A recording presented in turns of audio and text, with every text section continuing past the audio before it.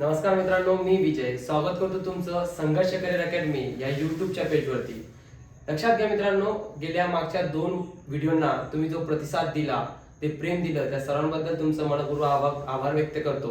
मागच्या व्हिडिओला जे व्ह्यूज आहे ते तुमच्या सर्वांच्या आशीर्वादाने आहेत. त्याच प्रकारे आजचा जो व्हिडिओ मित्रांनो लक्षात घ्या, आजचा व्हिडिओ आहे आपला जो पोलीस भरतीला 4 विषय असतात: गणित, बुद्धिमत्ता, मराठी व्याकरण आणि जीके.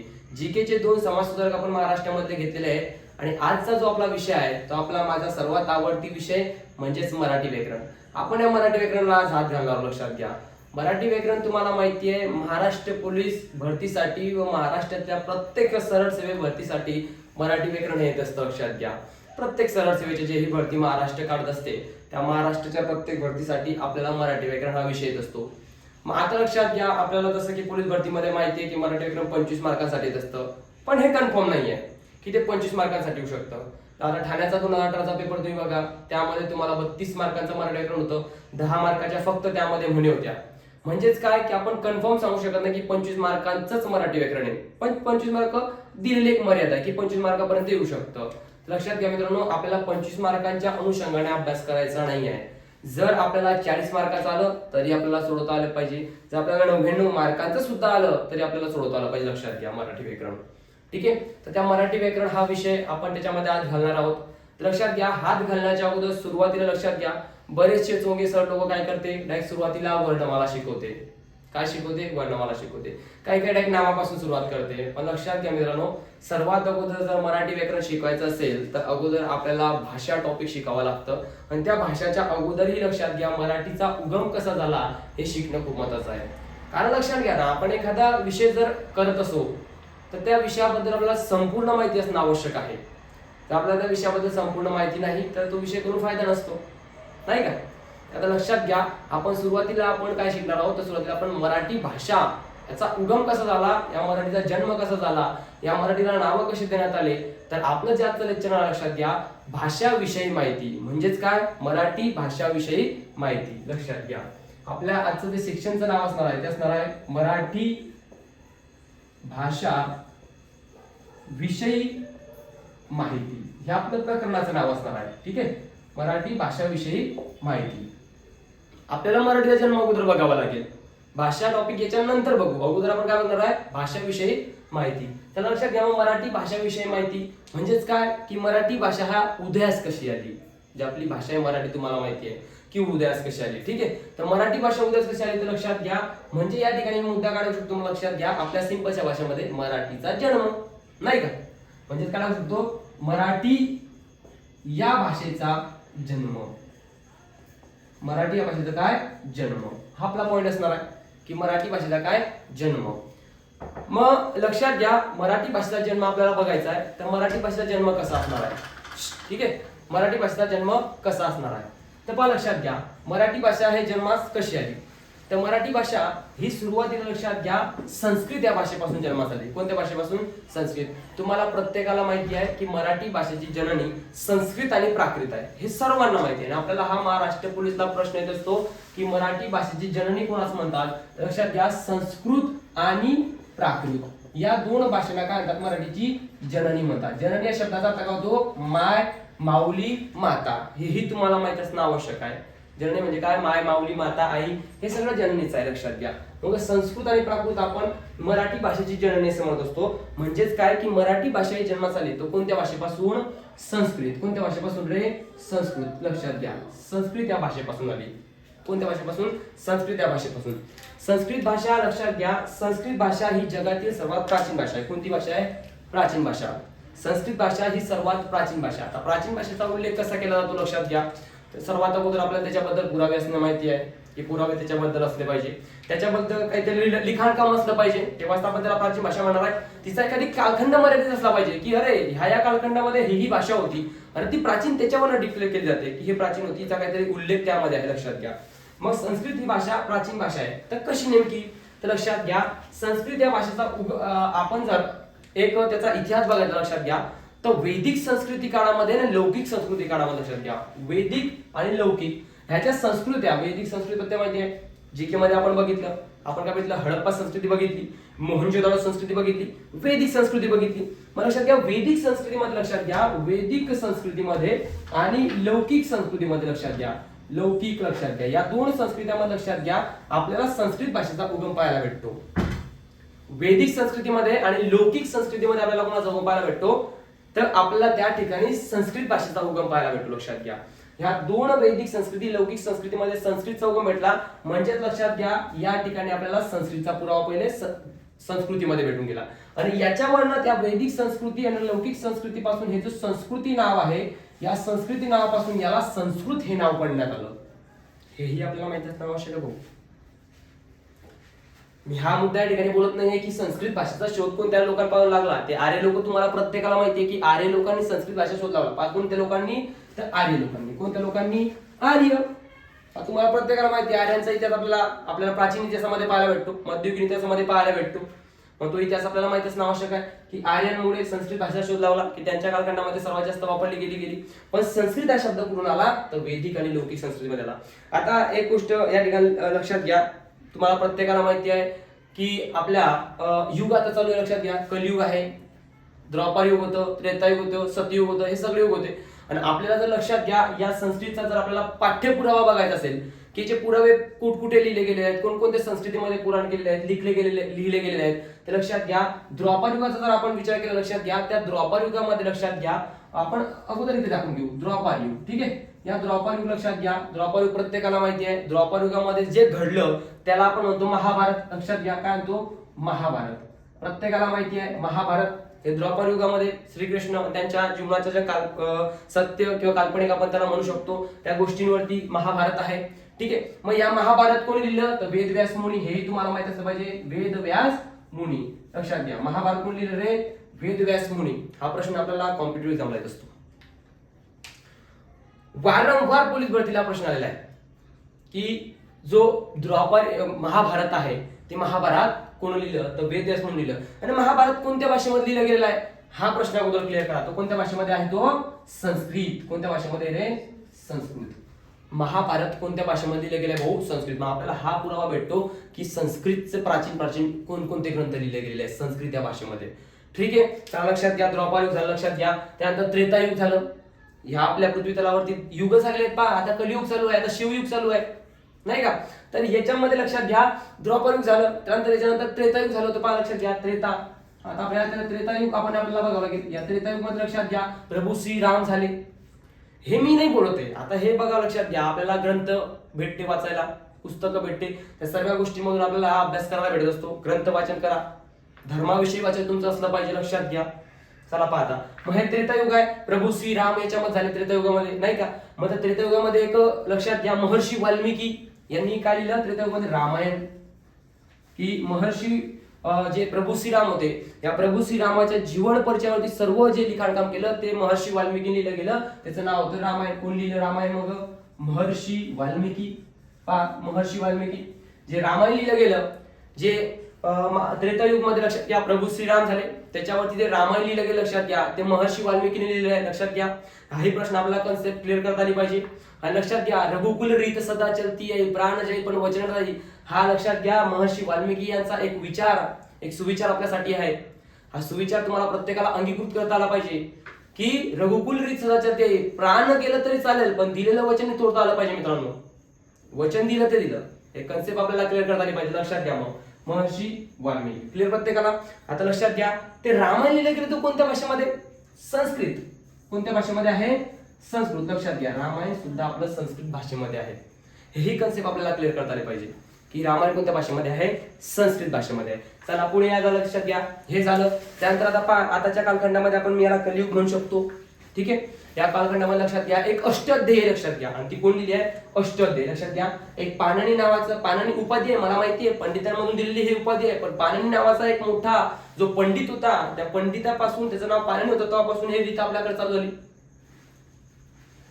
मग पाणिनीनं लक्षात घ्या, पाणिनीनं काय लिहिलं, तर पाणिनीनं लिहिली अष्टध्यायी. काय लिहिली, अष्टअध्यायी. लक्षात घ्या अष्टअध्यायी लिहिली. लक्षात घ्या पाणिनीने काय लिहिली, अष्टअध्यायी. आता ही अष्टअध्यायी लिहिली लक्षात घ्या पाणिनीनं. ते कोणत्या भाषेमध्ये लिहिली आहे, तर ती सुद्धा मित्रांनो संस्कृत या भाषेमध्ये लिहिली. लक्षात घ्या कोणत्या भाषेमध्ये दिलेली आहे? संस्कृत या भाषेमध्ये. म्हणजे बरेचसे प्रश्न जे आपल्याला महाराष्ट्र पोलीस येत असते, महाराष्ट्र सरळ सेवेला येत असते, ते प्रश्न आपण या ठिकाणी बघतोय. भाषेचा इतिहास बघणं आपल्यासाठी खूप महत्त्वाचं आहे.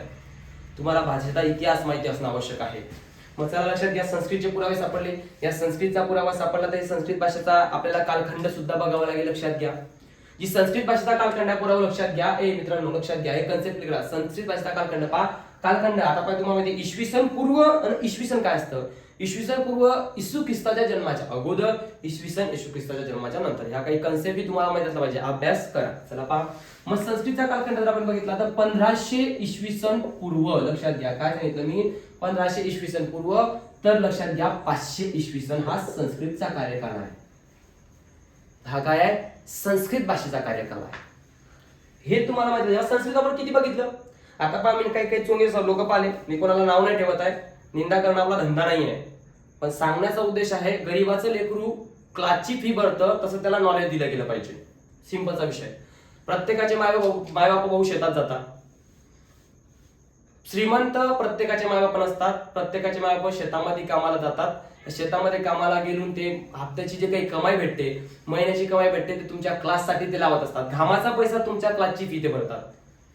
त्याच्या घामाचा पैसा तुमच्या क्लासची फी भरतात. आपल्या माबापाचा कष्टाचा पैसा असतो, तो कष्टाचा पैसा आपल्याला आपण क्लासवाल्यांना देतो आणि क्लासवाल्यांना आपल्याला योग्य शिक्षण दिलं पाहिजे. हा सर्वात मोठा हेतू आहे. निंदा करणं आपला धंदा नाहीये. तुम्ही क्लासची फी भरता आहे तर तुम्हाला त्या ठिकाणी योग्य शिक्षण भेटलं पाहिजे. आता मी काहीतरी चोंगे सर लोक पाहिले, काय करते, तुम्हाला मराठी व्याकरणचा पहिला टॉपिक आहे भाषाने शिकवत आहे, वर्णमाला शिकवते. मग काय फायदा यामध्ये?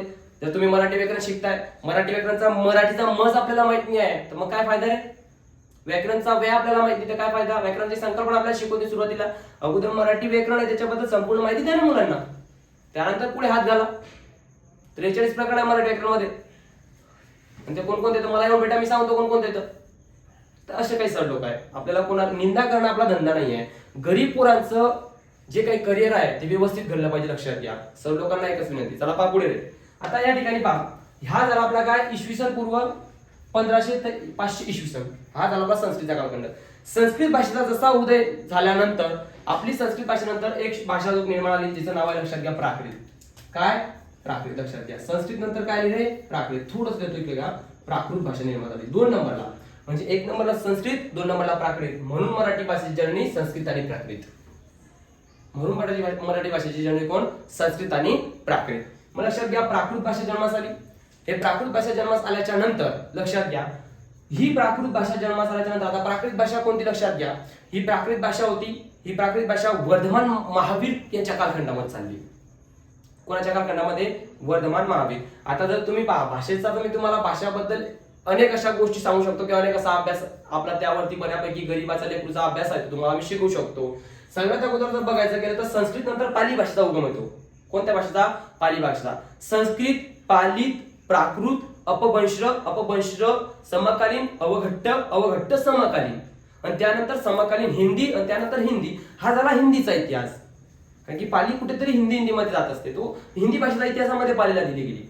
पण आपण फक्त मराठी भाषेचा इतिहास बघतोय, तर आपल्याला पाली बघायचं की या ठिकाणी काही काम नाही असं तरी मला वाटतं. म्हणून लक्षात घ्या, तर संस्कृत नंतर आपण प्राकृत बघितली आणि हाच मराठी भाषेचा इतिहास आहे, हे लक्षात घ्या. आता संस्कृत नंतर आपण प्राकृत भाषेवरती येऊ. प्राकृत भाषेचा विचार जर केला तर ही जी प्राकृत भाषा आहे लक्षात घ्या, ही वर्धमान महावीर. काय? वर्धमान महावीर यांच्या कालखंडामध्ये चालली. कोणाच्या कालखंडामध्ये? वर्धमान महावीरच्या कालखंडामध्ये. वर्धमान महावीर यांचे सर्व उपदेश, सर्व A to Z सर्व उपदेश आहे ते म्हणजे प्राकृत भाषेमध्ये. कोणत्या भाषेमध्ये? प्राकृत भाषेमध्ये. यांच्या जैन धर्मामध्ये लक्षात घ्या, वर्धमान महावीर बद्दल जर बोलायचं झालं तर वर्धमान महावीर हे जैन धर्माचे 24वे तीर्थकार होते. जैन धर्मामध्ये 24 तीर्थकार झाले. पहिले तीर्थकार होते ऋषभदेव. कोणते तीर्थकार होते? ऋषभदेव. हे लक्षात घ्या. या जैन धर्माचा लक्षात घ्या, एक आलम नावाचा ग्रंथ आहे, कदाचित आमन का आलम नावाचा तो जैन धर्माचा ग्रंथ आहे. पण त्यानंतर कल्पसूत्र नावाचा ग्रंथ लक्षात घ्या, कल्पसूत्र नावाचा एक ग्रंथ आहे, लक्षात घ्या, कल्पसूत्र. ह्या कल्पसूत्रामध्ये वर्धमान महावीर यांनी सर्व उपदेश जे दिले जैन धर्माचे, ते सर्वचे सर्व भाऊ प्राकृत भाषेमध्ये दिले. कोणत्या भाषेमध्ये दिलेले आहे? प्राकृत भाषेमध्ये. ह्या कन्सेप्ट आपल्याला क्लिअर झाला पाहिजे, एक कन्सेप्ट क्लिअर झाली पाहिजे, त्यालाच अभ्यास म्हटला तो. लक्षात घ्या. मग चला पुढे या लक्षात घ्या. आता प्राकृत आपलं झालं, तर हे प्राकृतचे नाही का काही प्रकार पडले, फुटली काही काम असतं, काही तुटे एखादा पक्ष असतो, तो पक्ष तुटला जातो, मग तिच्यातले मेन लोक वेगवेगळे वेगळे पक्ष आता टाकतात, नाही का.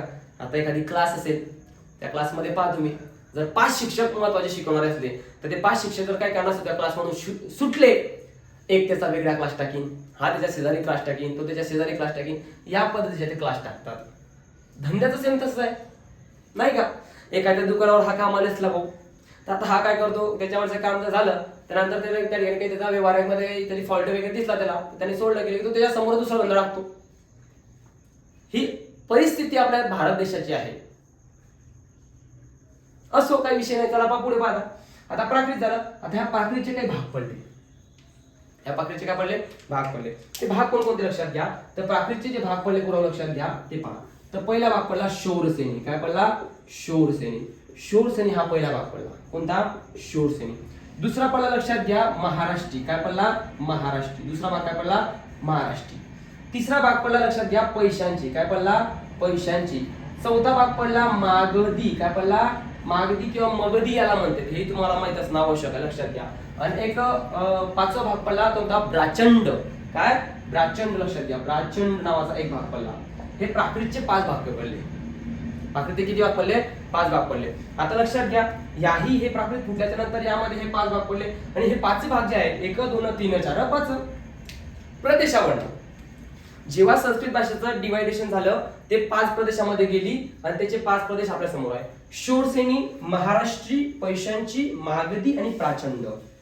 आता लक्षात घ्या, जी शौरसेनी होती, लक्षात घे, हे शौरसेनी आपल्या भारताच्या पश्चिम भागात बोलत होते. कोणत्या भागामध्ये, पश्चिम भागात. लक्षात घ्या, भारताच्या पश्चिम भागात आपला जो भारत देश आहे त्या भारताच्या पश्चिम भागात, म्हणजे पूर्व पश्चिम, म्हणजे गुजरात असो, ते मध्य प्रदेश असो, ते महाराष्ट्र असो, लक्षात घ्या, त्या पश्चिम भागांमध्ये बोलली जाते शौरसेनी भाषा. तिथे गेली ते शौरसेनी, लक्षात घ्या. थोडी कुठे कुठे, लक्षात घ्या. त्यानंतर आता महाराष्ट्र आहे, म्हणजे तो दख्खनचा पठार आपला महाराष्ट्र आहे, तो महाराष्ट्रामध्ये जे बोलली जाते, लक्षात घ्या, त्याला महाराष्ट्र म्हणजे मध्य म्हणू शकतो मी त्याला. लक्षात घ्या, म्हणता मध्य भाग. कोणता भाग, मध्य भाग. भारताचा मध्य केंद्रबिंदू. तुम्हाला माहिती आहे भारताचा झिरोमेन मध्यबिंदू नागपूर या ठिकाणी, तुम्हाला हे माहिती आहे. तर तोच आपला मध्य भाग, लक्षात घ्या. त्यानंतर पैशांची भाषा. कोणती भाषा, पैशांची भाषा. पैशांची भाषा ही उत्तर भारतात बोलली जाते. कोणत्या भारतात, उत्तर भारताच्या उत्तर भागात, उत्तर वरते इंदिरा पॉइंट, त्या तिकडे जम्मू काश्मीर, हिमाचल प्रदेश, पंजाब, हे जे राज्य आहे, लक्षात घ्या, तर त्या ठिकाणी लक्षात घ्या उत्तर भागात आपली काय बोलते, पैशांची भाषा. पुढे या मागधी, लक्षात घ्या. मागधी भाषा तुम्हाला माहिती आहे बिहार. बिहारचा आहे बघू, भेटता आपल्या रेल्वेमध्ये, भेटता नाही का. हा, चांगल्या प्रकारे माहिती भाऊ तुम्हाला, मला माहिती, लक्षात घ्या.